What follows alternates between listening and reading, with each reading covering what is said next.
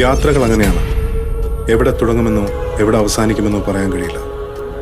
എല്ലാ യാത്രയ്ക്കും ഒരു ലക്ഷ്യമുണ്ട്. But this one was something different.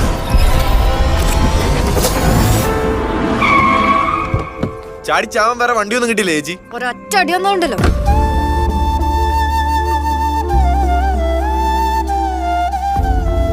എടാ, നിനക്കെന്നെ കെട്ടാൻ വല്ല ഉദ്ദേശമുണ്ടോ?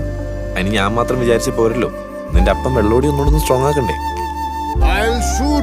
അയാള് ജീവിച്ചിരിക്കുമ്പോൾ നമ്മളെ കല്യാണം കഴിക്കാൻ സമ്മതിക്കുമെന്ന് എനിക്ക് തോന്നുന്നില്ല. ഞാൻ തരാനുള്ള പൈസയുടെ കാര്യമാണോ? എടി, അത് ഞാൻ നിനക്ക് ദുബായി പോയി കഴിയുമ്പോൾ ദിർഹംസായിട്ട് അയച്ചു തരാം പോരെ? കൊറേ നാളെ ഞാൻ അത് കേൾക്കാൻ തുടങ്ങിയിട്ട്. വല്ല നടക്കണമല്ലോ പറ. ഇതൊക്കെ നടക്കൂടി, നീനൊന്ന് വിശ്വസിക്കേ. നീ കാരക്കുഴി ജേക്കബിന്റെ മോൻ ജോർജ് തന്നെയല്ലേ? വിശ്വസിച്ചിട്ടോ? അങ്ങളെ ജയിച്ചവൻ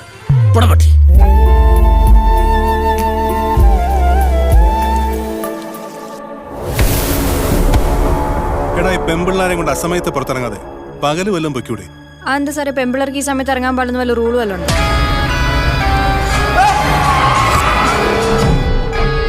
സാർ, ചെറിയൊരു പ്രശ്നമുണ്ട്. ഇതൊരു ഹൈ പ്രൊഫൈൽ കേസാണ്. തൊട്ടവരുടെ കൈ പൊള്ളും. പറയടാ, എന്തായിരുന്നു ബാഗിനകത്ത്?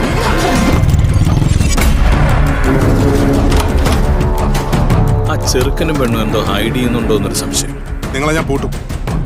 ഓനെ പൂട്ടാനുള്ള ഏർപ്പാടൊക്കെ ഞാൻ ഉണ്ടാക്കിയിട്ടുണ്ട്. അവന്മാരുടെ വണ്ടി ഇന്ന് ടൗണ് വിട്ട് പോകരുത്, മനസ്സിലായല്ലോ? കളി ഞമ്മക്ക് ഇനി ഒന്ന് കളിക്കാം.